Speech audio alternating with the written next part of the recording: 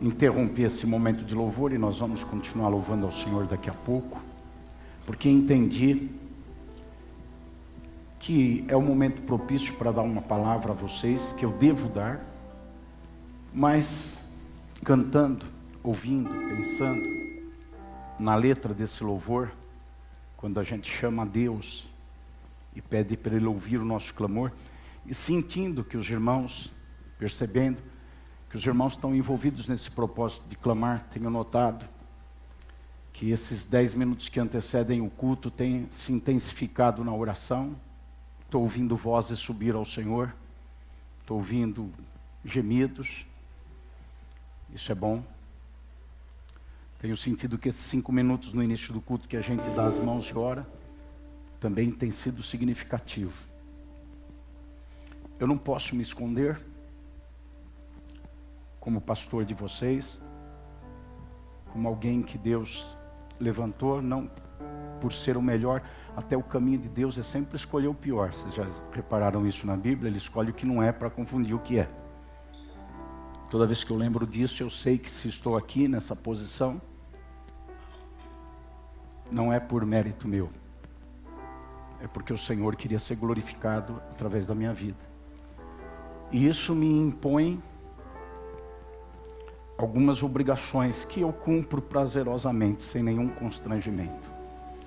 E uma dessas obrigações é no momento que eu não sei, eu não compreendo, eu não entendo se todo mundo tem conseguido perceber o que acontece em nosso país, mas é um momento muito delicado para a nação, quando a gente vai, no próximo fim de semana, a gente, que eu digo é todo brasileiro, todo cidadão, vai escolher não pessoas para estarem em cargos, mas vai escolher um rumo que o Brasil vai tomar, uma direção que o Brasil vai seguir, um rumo que passa pela ideologia, pelas ideias, conceitos, valores, e que culmina no dia a dia da nossa vida, culmina no que nós vamos ser, o que nós vamos fazer, e como eu entendo a história como uma construção que não é assim feita num passe de mágica, mas é uma construção que leva algum tempo, os dividendos ou o prejuízo das nossas escolhas hoje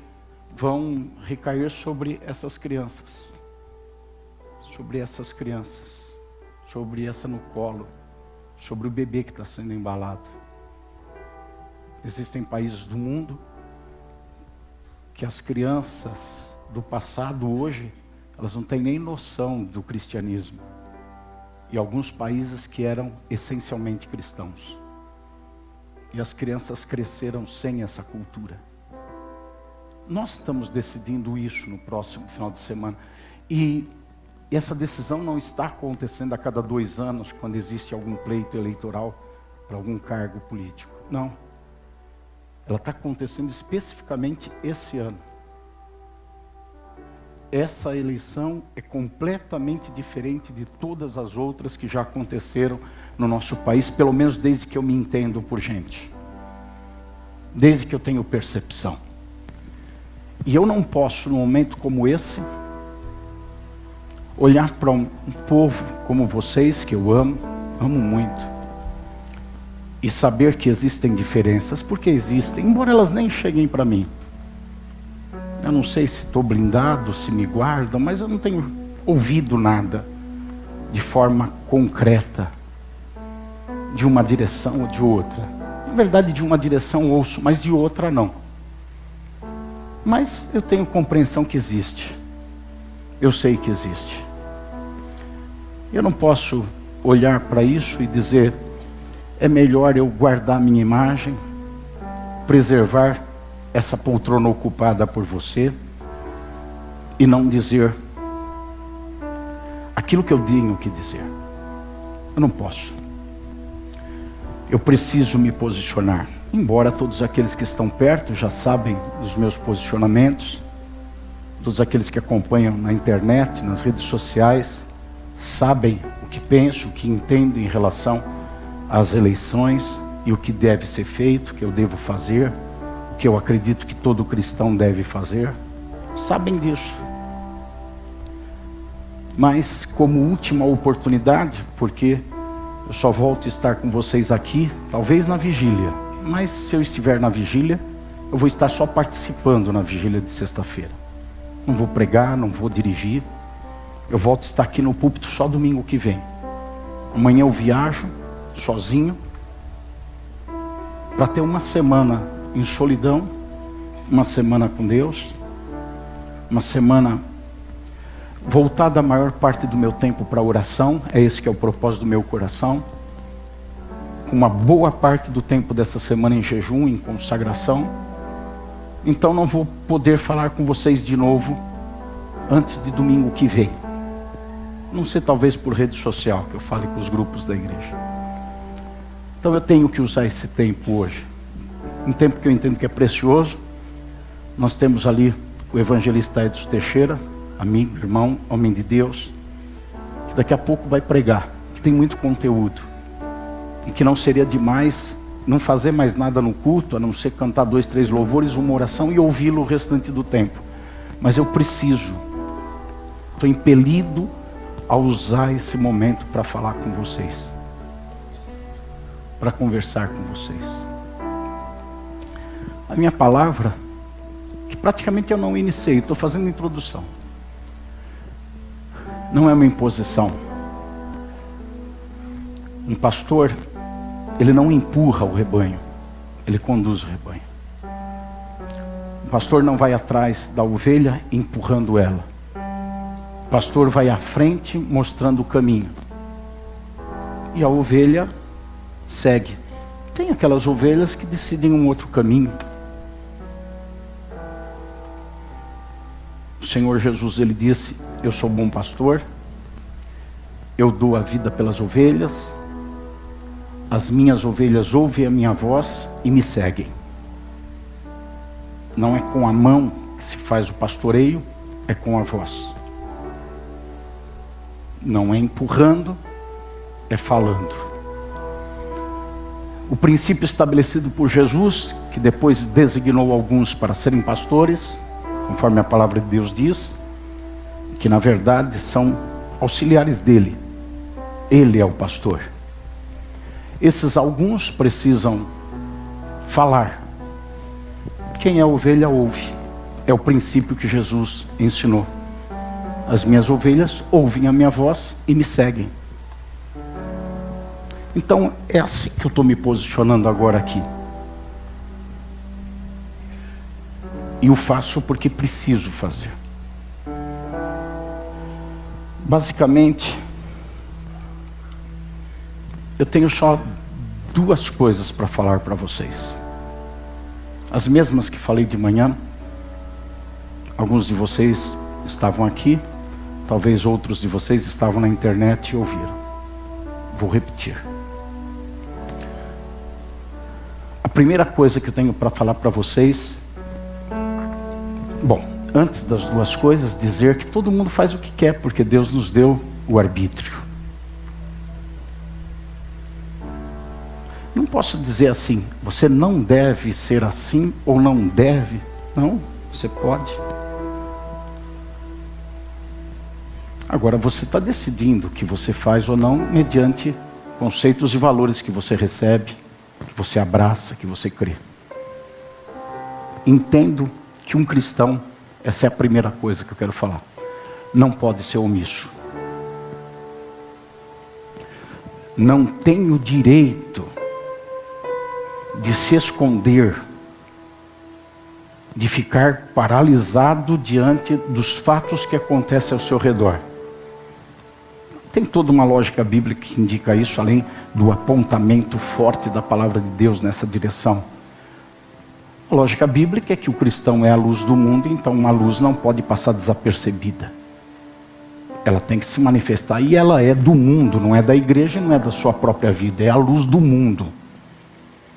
Então o cristão precisa se posicionar para que os outros vejam a posição dele. Ele não tem o direito. Quando um cristão é perguntado se ele é a favor do aborto, ele não tem o direito de dizer, eu não sei, sabe, ou talvez. Ele tem que entender o que é certo e o que é errado e dizer, isso é certo, aquilo é errado, ponto. Ponto. quando o cristão fala isso é certo, aquilo é errado, tem alguém que bate palma e tem um outro alguém que fala, mas o cristão não tem que estar preocupado com isso. Então o cristão não pode se omitir, ele tem que se apresentar, ele tem que se manifestar. Então não cabe ao cristão, o meu entendimento pela luz da palavra, não cabe ao cristão dizer eu não vou votar, ou eu não posso votar. Não cabe. O cristão não pode se posicionar assim, porque qualquer que seja o argumento é omissão. Eu vou viajar, eu marquei uma viagem de férias com a família, ou a trabalho, eu vou estar num outro lugar, eu vou estar numa outra cidade, num outro estado, eu não vou votar, não vai dar tempo. É omisso. Está se omitindo. Está de alguma forma dizendo, eu não tenho nada a ver com isso. Eu não gosto de política. Agora mesmo o pastor está falando e eu estou aqui aguentando. Mas eu não gosto disso. Eu não tenho prazer nisso. Então, eu não vou votar. Eu vou votar no Tiririca. Eu vou colocar lá o nome da Xuxa, que nem candidata é. Eu vou fazer qualquer coisa, mas não vou votar. É omisso. Eu não sei o que é melhor, eu não entendo nada disso, por isso que eu não vou votar. É omisso. Outro dia eu falei aqui com vocês, pesquisa, corre atrás, vai ver. Agora você não quer ter trabalho, então apenas me ouve e faz o que eu falar, porque eu estou correndo atrás. Pesquisando, estudando, vendo, avaliando. Você faz o trabalho, então acredita em mim. E o que eu digo, você vai lá e faça. Mas simplesmente ser omisso, não pode. O cristão não é omisso, tem toda uma base bíblica para isso. Eu só lembro da passagem de Jotão. Jotão, juiz, lá em Israel, no capítulo 9. Jotão, a partir do versículo 7, ele conta uma alegoria, uma parábola, uma história fantasiosa, inventada, criada. Mas não é uma história para boi dormir, é uma história que é inventada para trazer luz sobre uma situação. Ele começa dizendo que é muito importante isso, porque ele fala assim, que em alta voz, no versículo 7, Jotão se pôs no alto do monte Gerizim, em alta voz gritou. Dá para perceber que o que ele está criando de fantasia, de história fantasiosa é importante. O versículo 8 diz que ele começa a contar a parábola e fala de uma eleição. Uma eleição entre as árvores. A árvore não vota em ninguém, não é mesmo? Então é lógico que ele não está pirado. Ele está usando uma figura de linguagem. Quem vota, quem escolhe governantes são as pessoas. Nós escolhemos desde o nosso cônjuge, nós votamos em alguém um dia para casar com essa pessoa. Nós votamos para escolher um síndico de prédio, de onde a gente mora. E a gente vota para quem vai dirigir uma cidade. A gente vota até e escolhe. Um dia me escolheram, a igreja que me escolheu para ser pastor da igreja. Então a gente faz escolha, a gente vota e escolhe. Escolhe quem vai governar a cidade, o estado, o país. Isso é importante, por isso que Jotão grita em alta voz, me escutem. Ele sobe num monte para ser visto e fala, me escutem. As árvores foram votar. Fazer uma eleição para escolher qual árvore ia reinar na floresta. Jotão começa dizendo que a primeira convidada, versículo 9, foi a oliveira. E a oliveira disse, eu? Não quero saber disso daí não, eu sou muito crente para isso. Eu vou deixar de produzir o meu óleo? Que aqui na cultura de Israel é o bem mais precioso que as famílias têm, que serve para tudo, desde iluminar uma casa até para curar uma ferida. Eu vou deixar de produzir o meu óleo para me ocupar com isso? Eu não quero saber disso não. deixa isso para lá. Aí as árvores falaram, bom, já que a oliveira não quer, vamos chamar a figueira. Falaram para a figueira e a figueira disse, eu? Me ocupar com esse negócio de governo? De jeito nenhum, eu produzo uns figos muito gostosos. Então eu quero é curtir a vida. Quero continuar produzindo coisa gostosa, não quero desagradar ninguém. Eu vou produzir coisa que todo mundo gosta, vão falar bem de mim. Eu vou me ocupar com isso. As árvores se voltaram, então, para a videira, para a uva, aquela que produz uva, para a videira. E falaram, fizeram o convite para a videira. E a videira disse, jamais, eu faço um vinho gostoso que todo mundo se agrada, até Deus gosta do vinho que eu faço. Eu vou continuar produzindo alegria para as pessoas. Eu não quero saber de governar, não. E dá a entender aqui que está todas as árvores, a oliveira, a figueira, a videira, tirando o corpo fora, sendo omisso, dizendo, eu não quero saber disso daí não tenho nada a ver com isso. E o espinheiro está ali de lado só olhando. Aí o espinheiro está ali de lado, e as árvores olham para um lado e para o outro, ninguém quer. Eu acho que as árvores deram uma olhada no espinheiro, e o espinheiro fez assim.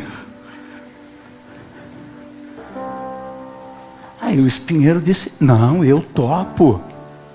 Aí o espinheiro disse, venham então, se abriguem debaixo da minha sombra. Vocês já viram espinheiro? Espinheiro não tem sombra. Espinheiro não tem sombra. Venham, se abriguem debaixo da minha sombra. O que vai acontecer se tentar achar uma sombra no espinheiro e encostar nele? Vai se machucar. Mas como? As árvores estavam tudo omissa? Não tenho nada aqui a ver, não gosto desse assunto. Deixa isso para lá. O espinheiro se apresentou para oferecer uma sombra falsa, para que as pessoas se abrigassem e se ferissem. É evidente que não está falando de floresta e de árvores, né? Está falando da gente. Aqui no caso está falando de Israel, que escolheu o rei errado. Tinha lá Senaqueribe, tinha lá outros, eles escolheram o rei errado. E a parábola está indo nessa direção. Tudo isso que eu disse é para dizer para você, um cristão não deve, pode, porque é livre. Cada um faz o que decide, pode. Pode, você pode matar essa pessoa que está do teu lado, pode dar um tiro nela, mas isso é justo? Isso é certo? Não pode, mas não deve. Um cristão não deve se esconder. Um cristão não deve, numa eleição, dizer, não tenho nada a ver com isso. Deixa para lá, porque eu não gosto. Eu tenho figo para cuidar, tenho vinho, tenho óleo, não quero saber. Essa é a primeira coisa que eu queria dizer para vocês. Tem mais uma segunda coisa e a gente vai voltar a cantar, louvar o Senhor. Segunda coisa que eu quero falar para você é para você, já que não pode, ou melhor, não deve se omitir, você votar. E não votar por paixão. Não votar por paixão. O que é paixão? A gente tem algumas paixões. Eu já usei essa ilustração várias vezes. O futebol gera muita paixão.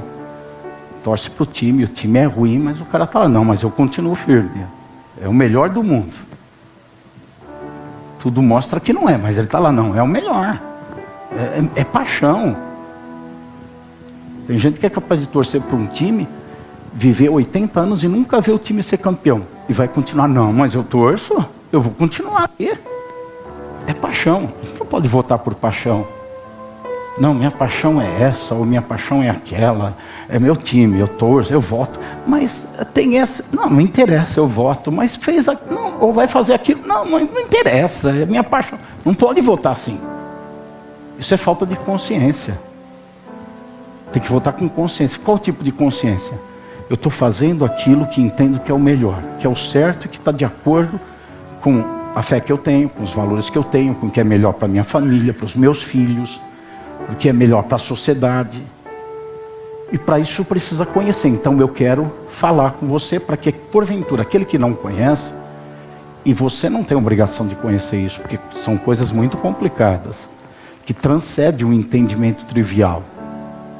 Como eu disse, eu só conheço o que eu vou falar, porque onde eu estou, e sendo quem Deus me fez ser, eu não tenho o direito de me esconder e de não buscar as informações. E eu tenho buscado. Eu quero falar um pouquinho para vocês sobre comunismo e socialismo, que é a mesma coisa. Nasceu em 1843 na Europa. E eram esses dois nomes, comunismo e socialismo, ligados como irmãos gêmeos. Hoje se tenta dar uma máscara de que comunismo é uma coisa, socialismo é outra. É o mesmo DNA. Nomes com letras diferentes para dizer a mesma coisa, politicamente falando. Nasceu em 1843 na Europa, tendo como base a Inglaterra, anterior à Inglaterra, a França, Bélgica e Alemanha. Esses 4 países, ou pessoas desses 4 países, se uniram. Começaram a gerar alguns ideais. Dois ideais. E um propósito. E começaram a se reunir. Nesse meio tempo, surgiram 2 jovens. Karl Marx, 2 jovens alemães, e Friedrich Engels, que se conheceram, se tornaram amigos, foram visionários, olharam o que estava acontecendo, abraçaram aquela causa e começaram a crescer no meio de todo esse grupo que estava trabalhando para estabelecer um novo sistema de governo no mundo.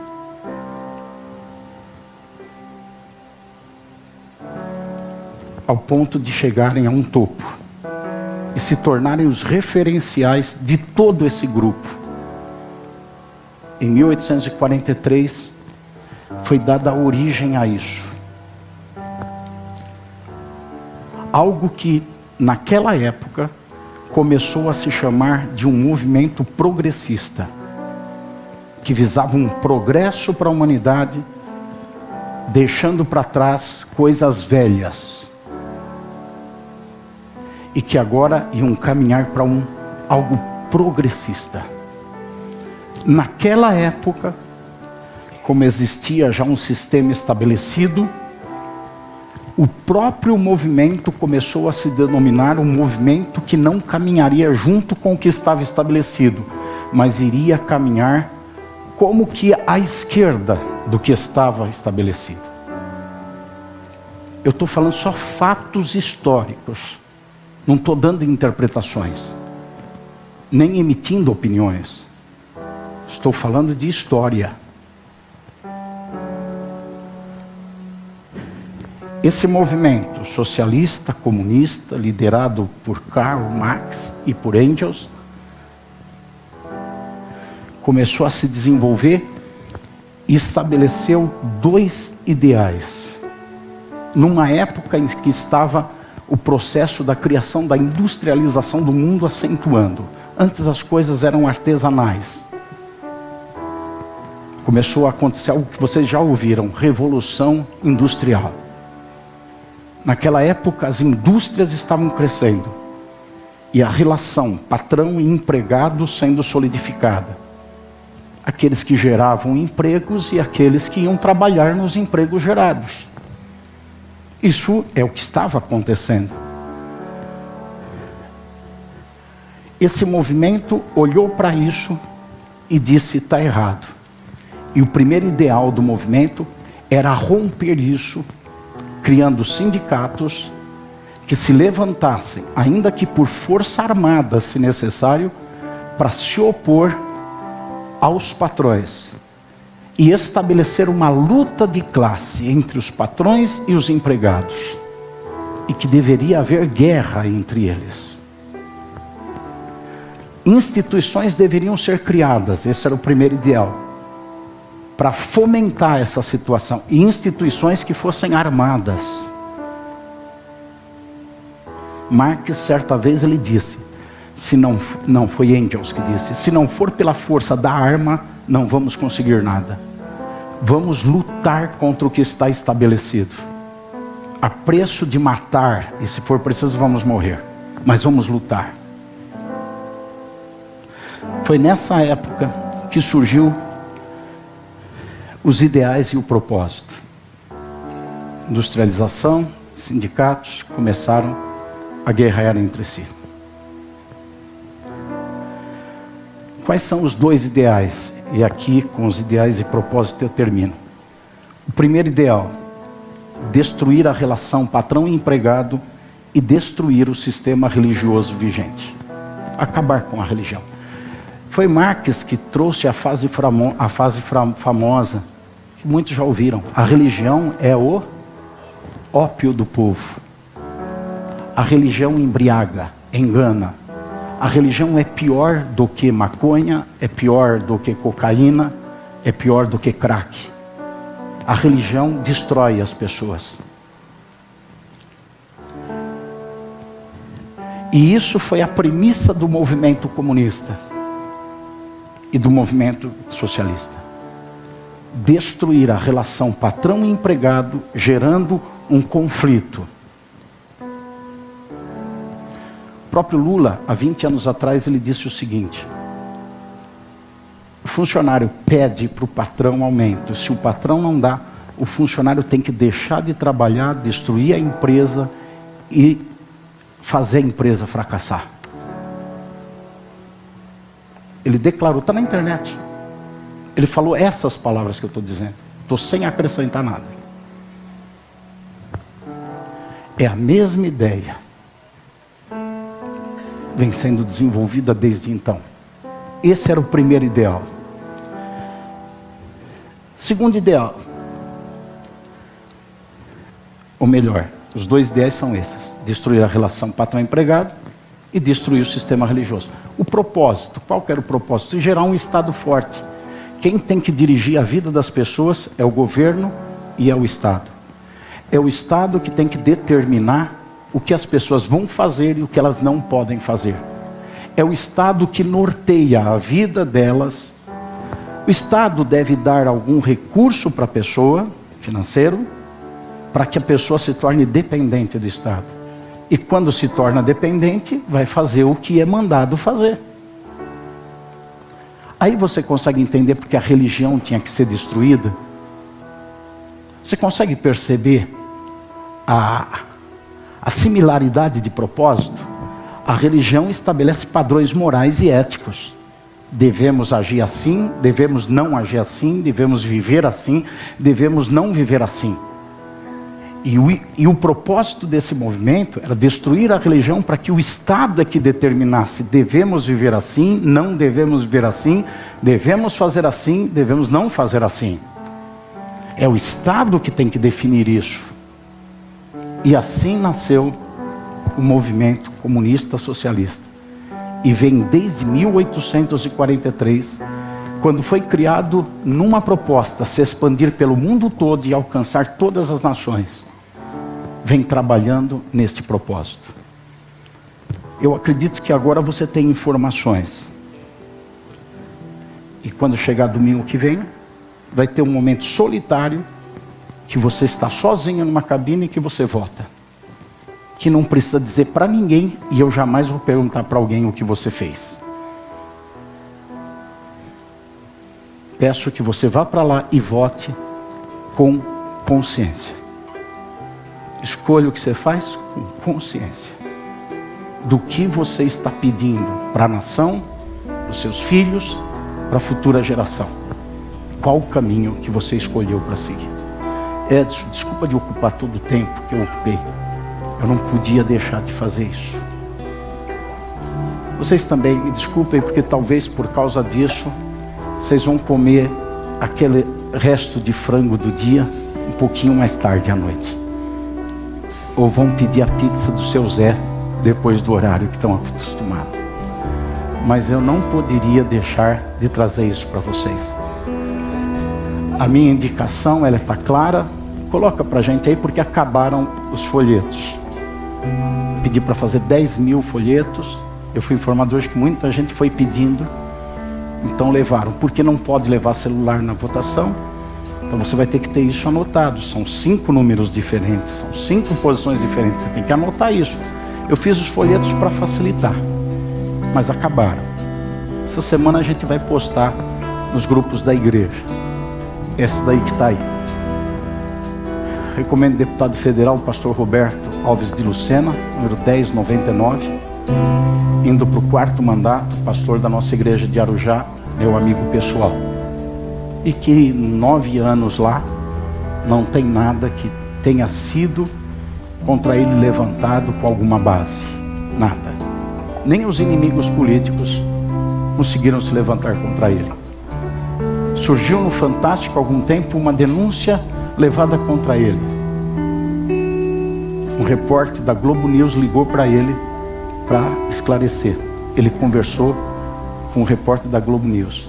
O repórter da Globo News disse para ele: nós vamos parar de falar nesse assunto porque eu já vi que você é um homem sério. E acabou o assunto na mídia, porque não tinha nenhuma base. Eu recomendo membro da nossa igreja, Patrícia Belli, para deputada estadual. Não é indicação da denominação, ela não foi levada a isso por pedido meu ou da igreja, mas ela entendeu que deveria caminhar. E eu não posso deixar de apoiar alguém que eu conheço a integridade, a fé, há mais de 34 anos. E que está aqui na igreja, vivendo a vida com a gente, independente de eleição ou não eleição. Não pousa aqui de repente. Eu a conheço.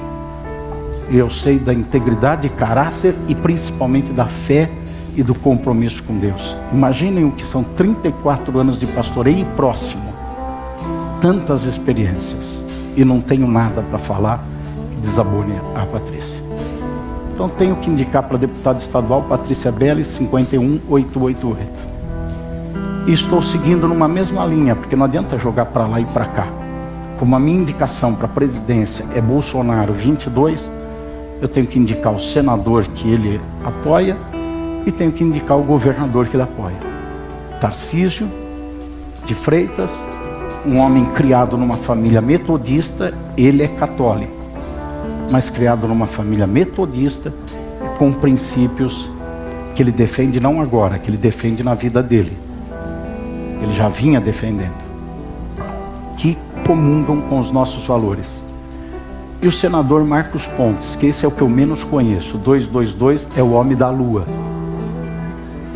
Se ele fez alguma coisa na lua boa, vamos esperar que ele faça aqui alguma coisa boa também. Tá certo? Quero convidar vocês para ficarem em pé. Eu não avisei a Patrícia que ia fazer dessa forma agora à noite. Fiz de manhã, ela estava no culto de manhã. Não a vi agora, não sei se ela está aqui. Estou vendo o Ronaldo ali, o marido dela. Mas nós vamos orar pela Patrícia e vamos orar por esses candidatos. E mais do que isso, vamos orar pela nossa consciência. Vamos orar pelo nosso entendimento. E vamos orar pedindo para Deus nos impedir de caminhar em paixão nisso. De não é porque eu gosto de verde e amarelo eu voto, ou porque eu gosto de vermelho eu voto. Porque eu gosto de barba, eu não gosto de barba eu voto. Não. É coisa muito séria que está aí, em risco. Então vamos orar pela nossa consciência. Dê a mão, seu irmão. Como país, Senhor, como nação, tantas vezes isso está sendo repetido diante de Ti, aqui, ali, acolá. Nós mesmos temos feito, já fizemos tanto isso hoje. Mas queremos pedir a Tua intervenção nesse país. Porque queremos sempre levantar a nossa voz naquele texto bíblico que diz que feliz é a nação cujo Deus é o Senhor, e quando falarmos isso, lembrarmos do nosso país e dizermos: o nosso país é feliz porque só o Senhor é Deus. Em nome de Jesus, amém. Vamos aplaudir a Deus e continuar louvando ao Senhor, adorando ao nome de Jesus.